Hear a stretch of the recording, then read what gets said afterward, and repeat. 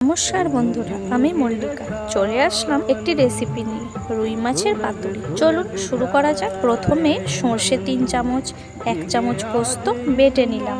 এরপরে মাছে সামান্য লবণ, হলুদ, লঙ্কার গুঁড়ো, সর্ষে ও পোস্তর পেস্টটা ভালো করে মাখিয়ে নিলাম। সামান্য সর্ষের তেল দিয়ে আবারও মাখতে থাকলাম। এরপর একটি পাতিলেবুর রস মাছের মধ্যে দিয়ে আবারও একবার মাখলাম। 30 মিনিটের জন্য রেস্টে রাখলাম। আমি যেহেতু কুমড়ো পাতা দিয়ে পাতুরিটা করব, সেই জন্য গরম জলে সামান্য লবণ যোগ করে পাতাগুলি ভালো করে ধুয়ে নিলাম। এরপর পাতাগুলি ভালো করে সাজিয়ে প্রথমে আগে থেকে মাখিয়ে রাখা সর্ষে এবং পোস্তর পেস্টটা, পরে মাছের পিসটা দিয়ে দিলাম। ওপর দিয়ে একটি কাঁচা লঙ্কা ও সামান্য সর্ষের তেল দিয়ে পাতুরিটা মুড়ে সুতোর সাহায্যে বেঁধে নিলাম। পরে কড়াইতে সামান্য তেল যোগ করে অল্প আঁচে চাপা দিয়ে ভাজতে থাকলাম।